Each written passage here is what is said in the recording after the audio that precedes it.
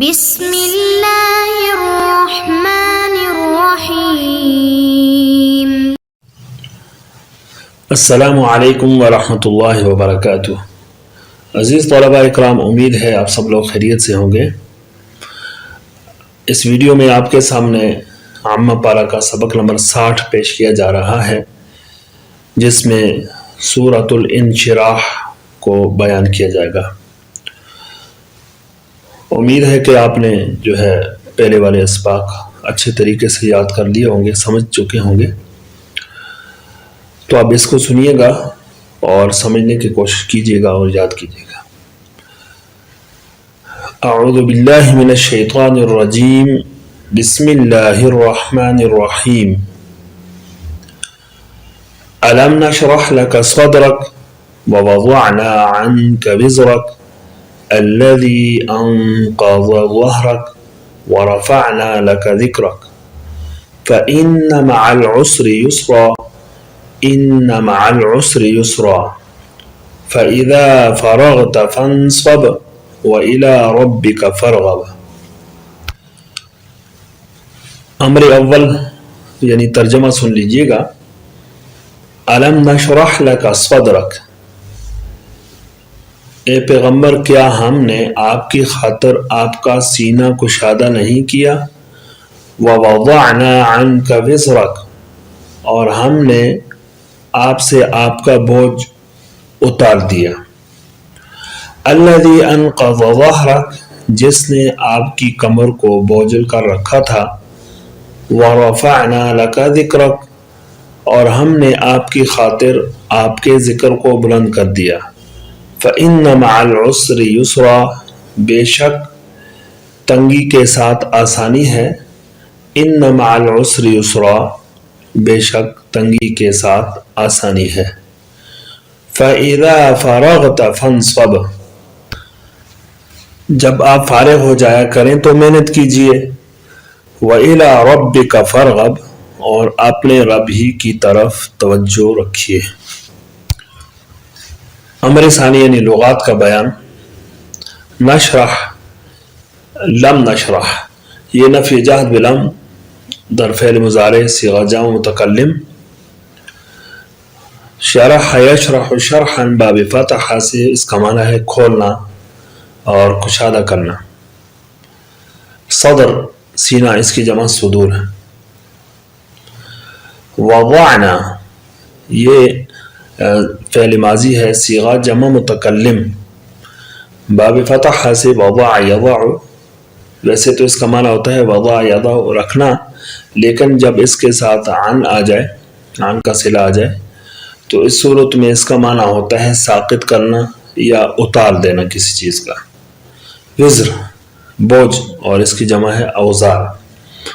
انقض، یہ فعل ماضی ہے صیغہ واحد مذکر غائب، باب فعال سے انقض ينقض انقاضا، کمر توڑنا یا کمر بوجھل کر دینا، کمر جھکانا۔ ظہر کمر، اور اس کی جمع جو ہے وہ ظہور آتی ہے۔ العسر اور الیسر دونوں مصدر ہیں، اور عسر کا معنی ہے تنگی اور یسر کا معنی ہے کشادگی، آسانی۔ فنصب، انصب جو ہے یہ فعل امر ہے صیغہ واحد مذکر حاضر، باب سمع سے ناصب ینصب نصبا، بہت تھکنا، محنت کرنا۔ اور ارغب، یہ بھی فعل امر ہے صیغہ واحد مذکر حاضر، باب سمع سے معنی ہے عاجزی کے ساتھ مانگنا یا توجہ کرنا۔ لیکن اس کے بعد جب الا کا صلہ آ جائے تو اس صورت میں عاجزی والا اور توجہ کا معنی ہوگا، لیکن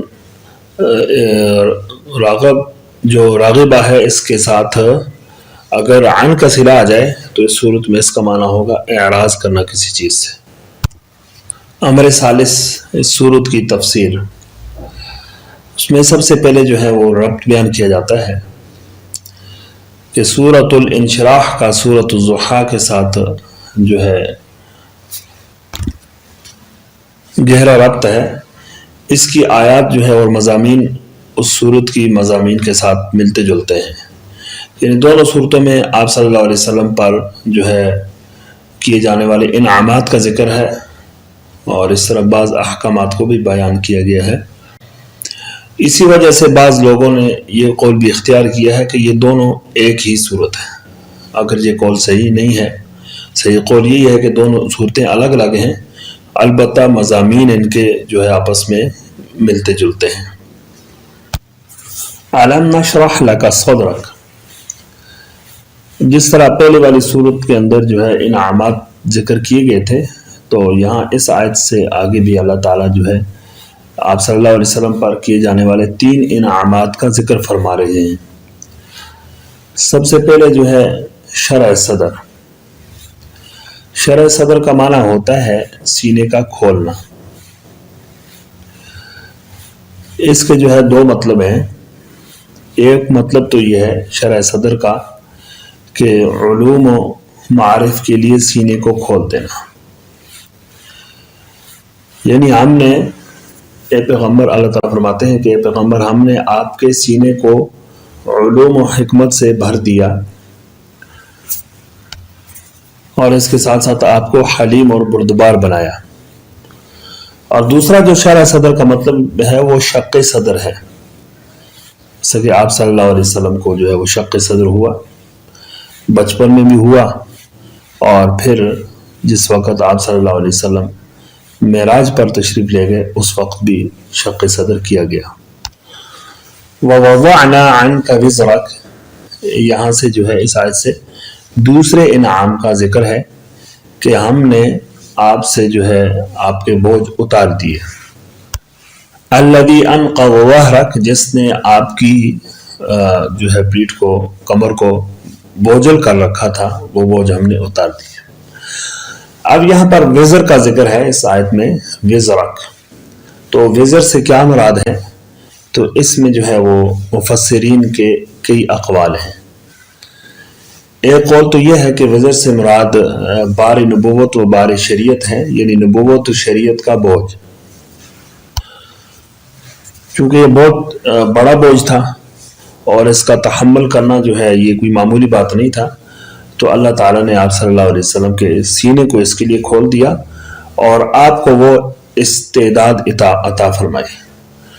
اور اس میں دوسرا قول یہ ہے جو اکثر مفسرین نے اختیار کیا ہے، وہ یہ کہ آپ صلی اللہ علیہ وسلم نے بعض مباح کاموں کو کیا، لیکن بعد میں وہ معلوم ہوا کہ وہ خلاف مصلحت تھے، تو اس پر آپ صلی اللہ علیہ وسلم بہت زیادہ پریشان ہوتے تھے کہ کہیں ان کا اللہ تعالیٰ مواخذہ نہ کر دے۔ تو اللہ تعالیٰ نے یہ خوشخبری دی کہ ہم نے آپ کے بوجھ کو اتار دیا، اب ان کاموں کے بارے میں آپ سے باز پرس نہیں ہوگی۔ اور تیسرا قول یہ بھی ہے کہ جب وحی کا سلسلہ منقطع ہوا تو یہ آپ صلی اللہ علیہ وسلم پر بہت زیادہ معاملہ جو ہے سخت گزرتا تھا، بوجھ تھا، تو اللہ تعالیٰ نے دوبارہ وحی کے سلسلے کو جاری کیا اور یہ بوجھ آپ صلی اللہ علیہ وسلم سے اتار دیا، جس کا ذکر جو ہے سورۃ الضحیٰ کے اندر کیا گیا۔ وَرَفَعْنَا لَكَ ذِكْرَكَ، یہ اللہ تعالیٰ کی طرف سے تیسری نعمت کا بیان ہے۔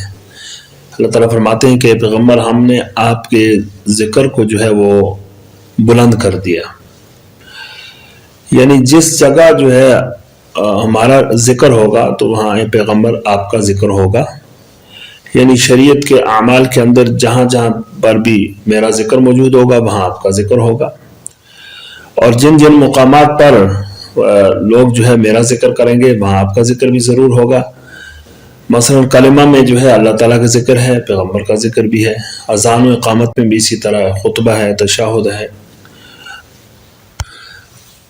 یہاں تک کہ ملائے اعلیٰ میں، فرشتوں میں بھی جس طرح اللہ تعالیٰ کا ذکر ہوتا ہے آپ صلی اللہ علیہ وسلم کا ذکر بھی وہاں پر موجود ہے۔ فَإِنَّ مَعَ الْعُسْرِ يُسْرًا، اس آیت کا مطلب یہ ہے کہ اللہ تعالیٰ فرماتے ہیں کہ جس طرح ہم نے جو ہے آپ کو روحانی راحت دی کہ آپ کا سینہ کھول دیا، اسی طرح ہم آپ کو دنیاوی راحت بھی دیں گے، اور آپ کو جو ہے ہمارے فضل و کرم کا امیدوار رہنا چاہیے، اور وقتی طور پر جو پریشانیاں آ رہی ہیں، مشکلات آ رہی ہیں، ان سے گھبرانا نہیں چاہیے، بلکہ ہر وقت جو ہے ہماری رحمت سے امیدوار رہنا چاہیے۔ اب چونکہ مکہ مکرمہ میں آپ صلی اللہ علیہ وسلم پر اور اس طرح مومنین پر بہت زیادہ کفار کی طرف سے تکالیف اور مشکلات کے جو ہے پہاڑ توڑے جا رہے تھے، تو اس لیے اللہ تعالیٰ نے ایک دفعہ کی تسلی اور وعدے کو کافی نہیں سمجھا، بلکہ دوبارہ اس آیت کا تکرار کیا، ان مع العسر یسرا، کہ بے شک تنگی کے ساتھ آسانی ہے، یعنی جتنی بھی مشکلات ہیں یہ ختم ہو جائیں گی اور ان کے بعد آسانیاں آ جائیں گی۔ طلباء اکرام، آپ نے غور کیا ہوگا کہ ان دو آیتوں میں جو ہے العسر، دونوں جگہوں پر العسر کا لفظ جو ہے یہ معرفہ ہے اور یسر کا لفظ نکرہ لایا گیا۔ تو یہ قاعدہ ہے کہ جب معرفہ کا تکرار ہوتا ہے تو دوسرے والے معرفے سے وہ پہلے والا ہی مراد ہوتا ہے، لیکن جب نکرہ کا تکرار ہوتا ہے تو اس صورت میں دوسرا نکرہ جو ہے وہ پہلے والا اس کا عین نہیں ہوتا، بلکہ اس کا غیر مراد ہوتا ہے اس میں۔ اب اس آیت میں، ان دونوں آیتوں میں بھی مطلب یہ ہے کہ دو جگہ العسر کا لفظ ہے، مطلب یہ ہے کہ عسر ایک ہی ہوگی، مشکل اور پریشانی ایک ہے، لیکن اس کے ساتھ دو آسانیوں کا وعدہ ہے۔ اب یہاں پر جو ہے ایک اور دو کا عدد مراد نہیں ہے، بلکہ متعدد مراد ہے، مطلب ہے اگر تنگیوں کی دگنا جو ہے وہ آسانیاں ہوگی۔ فَإِذَا فَرَغْتَ فَانْصَبْ، بس ہم نے آپ پر اتنی زیادہ نعمتیں کی تو ان نعمتوں کا آپ کو شکر گزار بننا چاہیے۔ فَإِذَا فَرَغْتَ فَانْصَبْ، جب آپ فارغ ہو جائیں تو خوب اپنے آپ کو تھکائیں، محنت کیجیے۔ مطلب یہ ہے کہ آپ تبلیغ احکام سے جب فارغ ہو جائیں تو اس وقت آپ ذکر میں، عبادت میں، نماز میں جو ہے اپنا وقت گزاریں اور استغفار کریں۔ وَإِلَىٰ رَبِّكَ فَارْغَب، اور اپنے ہی رب کی طرف توجہ کیجیے اور اپنے اوقات کو، یعنی اپنے رب سے مانگنے میں اور اپنے رب کی طرف توجہ کرنے میں صرف کیجیے۔ عزیز طلباء اکرام، اس کے بعد امر رابع یعنی ان آیات کی ترکیب سمجھ لیجیے گا۔ أَلَمْ نَشْرَحْ لَكَ صَدْرَكَ وَوَضَعْنَا عَنْكَ وِزْرَكَ الَّذِي أَنْقَضَ ظَهْرَكَ وَرَفَعْنَا لَكَ ذِكْرَكَ۔ علم نشرح لک صدرک، اس میں جو ہے حمزہ استفہام تقریری ہے، اور نشرح، لم نشرح فعل ہے، ضمیر اس میں فاعل ہے، لکا جار مجرور مل کے ساتھ متعلق، اور آگے صدرک یہ مضاف مضاف الیہ مل کر مفعول بھی نشرح فعل کا، فعل اپنے فاعل اور مفعول بھی سے مل کر جملہ فعلی انشائیہ ہو کر معطوف علیہ واو عاطفہ، وضعنا فعل اور ضمیر فاعل، عن کا متعلق ہو گیا، وزرک مضاف مضاف الیہ مل کر موصوف، الذی اسم موصول، انقذ جو ہے یہ فعل ہے، ہوا ضمیر اس کا فاعل ہے، ظاہرہ کا مضاف مضاف الیہ مل کر مفعول بھی، یہ فعل اپنے فاعل اور مفعول بھی سے مل کر صلہ موصول کا، موصول صلہ مل کر یہ صفت ہوا وزرک فعل، وزرک کے لیے، پھر وزرک جو ہے اپنے موصوف اپنے صفت سے مل کر یہ مفعول بھی ہوا وضعنا فعل کا، پھر وضعنا فعل اپنے فاعل اور مفعول بھی سے مل کر جو ہے یہ جملہ فعلیہ ہو کر معطوف اول، واو عاطفہ ہے، رفعنا فعل ہے، ضمیر اس کا فاعل ہے، لکا متعلق ہو جائے گا، اور ذکر جو ہے یہ مضاف مضاف الیہ مل کر مفعول بھی، فعل اپنے فاعل اور مفعول بھی سے مل اور متعلق سے مل کر یہ معطوف ثانی ہے، پھر معطوف علیہ اپنے دونوں معطوفوں سے مل کر جملہ معطوفہ ہوا۔ آگے جو ہے فَإِنَّ مَعَ الْعُسْرِ يُسْرًا، إِنَّ مَعَ الْعُسْرِ يُسْرًا، فا عاطفہ ہے، ان حرف مشبہ بالفعل ہے، اور مع العسر جو ہے یہ مضاف مضاف الیہ مل کر ثابت کے ساتھ متعلق ہو کر ان کی خبر مقدم اور یسرا اسم مؤخر، ان اپنے اسم اور خبر سے مل کر یہ مؤکد ہو گیا، اور اگلا دوسرا جو ہے ان مع العسر یسرا، یہ اس کی تاکید، مؤکد تاکید مل کر جملہ اس میں خبریہ ہوا۔ اگلی دو آیات جو ہے فَإِذَا فَرَغْتَ فَانْصَبْ وَإِلَىٰ رَبِّكَ فَارْغَب، اس میں فا جو ہے یہ نتیجیہ ہے، اذا شرطیہ، فرغت فعل ہے اور تا ضمیر فاعل ہے، فعل اپنے فاعل سے مل کر شرط، فانصب، فا جو ہے اس میں جزائیہ ہے، انصب فعل ہے، ضمیر اس کا فاعل ہے، فعل فاعل مل کر معطوف علیہ واو عاطفہ، الی ربک، الی حرف جر، ربک مضاف مضاف الیہ مل کر مجرور، جار مجرور مل کر یہ متعلق کے مقدم ہوئے فرغب کے لیے، فرغب میں فا جزائیہ ہے، ارغب فعل اور ضمیر اس کا فاعل، پھر فعل اپنے فاعل اور متعلق کے مقدم سے مل کر جملہ فعلی انشائی ہو کر معطوف، پھر معطوف معطوف علیہ مل کر یہ جزا ہوا شرط کے لیے، پھر شرط اپنی جزا سے مل کر جملہ شرطیہ جزائیہ ہوا۔